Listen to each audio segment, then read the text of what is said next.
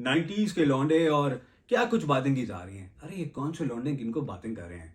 You have been average cricketers. आप सारे शुरू हो गए हैं वसीम अकरम के लिए यार। क्यों? क्योंकि साड़ा आ गया आपको कि वो जिस तरह के नंबर्स ले रहा है, जैसे उसकी एक शख्सियत है, जितना बड़ा वो क्रिकेटर है उसके साथ जो है लोग बैठते हैं आके, इस तरह के इंटरनेशनल क्रिकेटर्स बैठते हैं, उसको इज्जत देते हैं, रिस्पेक्ट देते हैं। आपने क्या जीता जी, ये जिसको देखो वो बातें कर रहा है, अपने जैसे आप कारनामे भूल गए कि आपने खुद क्या किया है। आई बिन एवरेज क्रिकेटर्स। क्या कभी ग्रेट क्रिकेटर्स में इन लोगों के नाम आते हैं? मुझे कुछ कहने की जरूरत भी नहीं है, मैं नहीं पर्सनल होना चाहता, मैं नहीं बात करता किसी के बारे में। वसीम अकरम का नाम आप देखेंगे, इंटरनेशनल 11s बनते हैं, दुनिया बनाती है बैठ के, कंपाइल करते हैं बैठ के, वसीम अकरम का नाम होता है, उसमें नाम होता है किसी का? इनमें से जो बाकी लोग लगे हुए हैं सारे, किसी का कभी नाम सुना है? आप बताइए मुझे इस पे। क्या वो सारे पागल हैं? हाँ, या वो उन सारों को क्या है? आपको पता है वसीम अकरम कितने बड़े क्रिकेटर थे? आप में से बहुत सारे लोगों ने नहीं देखी ना वो क्रिकेट, क्योंकि आप उस एरा में पैदा हुए जब वसीम अकरम रिटायर हो चुके थे। बहुत सारे ऐसे हमारे छोटे बहन भाई हो, दोस्त हो, ठीक है, आप लोगों को नहीं अंदाजा वसीम अकरम क्या था। वसीम अकरम ने पाकिस्तान को ऐसे ऐसे टूर्नामेंट्स और टेस्ट मैचेस, वनडेज जिताए कि ये लोग तो सोच भी नहीं सकते। इतना बड़ा इंपैक्ट था Wasim Akram. Australia cup, Nehru cup, India के साथ टेस्ट मैचेस, इंग्लैंड में सीरीज जीतने, वेस्ट इंडीज के अंदर मेमोरेबल परफॉर्मेंसेस। अब कौन सी ऐसी जगह है जहां पर वसीम अकरम ने नहीं परफॉर्म किया? और सबसे बढ़ के वर्ल्ड कप 1992, तो पता है वसीम अकरम का क्या किरदार था उसमें? अगर हम सिर्फ फाइनल की बात कर लें तो फाइनल में पाकिस्तान का टोटल अगर 250 के करीब किसने पहुंचाया? वसीम अकरम ने पहुंचाया।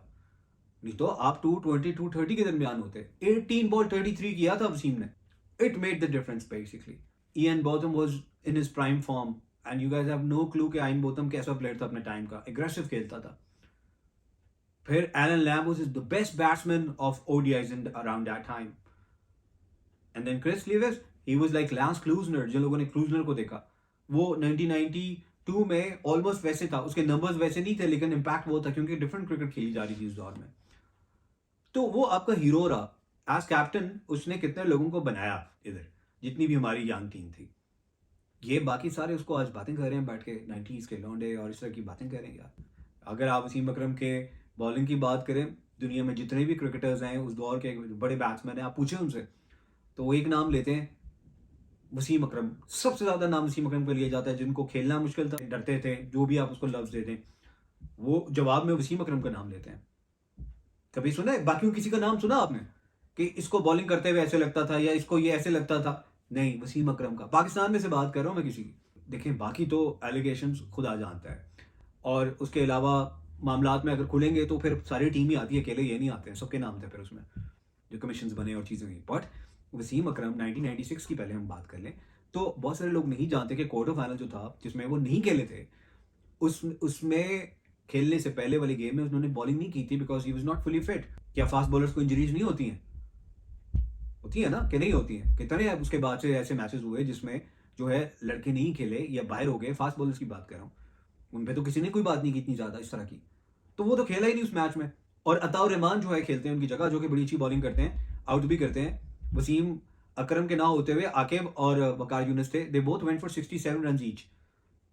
तो ज्यादा रन तो उन दोनों को पड़े थे उस तरह से। वसीम तो खेले ही नहीं, सारा मुद्दा उन पे आ गया। चेज भी हम करने गए तो बड़ा अच्छा 89 था 10 ओवर्स में। आमिर सोहेल ने गुस्सा दिखाया, चीजें की, ठीक है, सारा जो है वो इस पे डाल दिया वसीम अकरम पे। बाकी वही बात है, नियतों का हाल तो अल्लाह जानता है, हम नहीं जानते। But why are we being so judgemental then we talk about 1999 world cup? एक यंग टीम को वसीम अकरम लेके चल रहा था। कितने सारे यंग लड़के थे उसके अंदर, सारे कितना खेले हुए थे पता है आपको? लेकिन हम उसके बारे में बात ही नहीं करते। मैं मानता हूं कि फाइनल में आइडियली हमें बाहर बैठ के लग रहा था कि हाँ जी उसको पहले जो ऑस्ट्रेलिया को बैटिंग में डालना चाहिए था।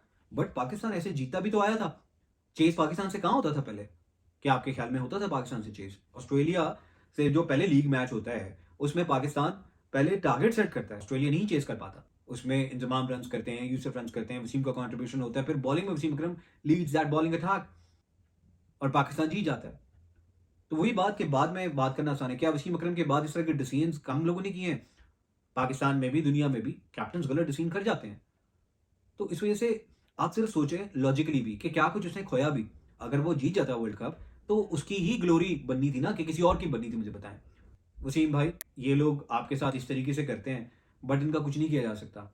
ਤੁਸੀਂ ਨਾ ਇਹਨਾਂ ਨੂੰ ਨਾ ਦੱਸੋ ਕਿ ਅੱਛਾ ਨਿਊਟ੍ਰੀਸ਼ਨ ਕੀ ਹੁੰਦਾ ਹੈ, ਤੁਸੀਂ ਇਹਨਾਂ ਦਾ ਕਿਉਂ ਦੁਸ਼ਮਣ ਬਣ ਰਹੇ ਹੋ, ਕਿਉਂਕਿ ਨਾ ਨਿਹਾਰੀਆਂ ਤੇ ਉਹ ਛੋਲੇ ਤੇ ਉਹ ਸਾਰਾ ਕੁਝ ਹੀ ਬਸ ਉਹੀ ਖਾਂਦੇ ਹੋ।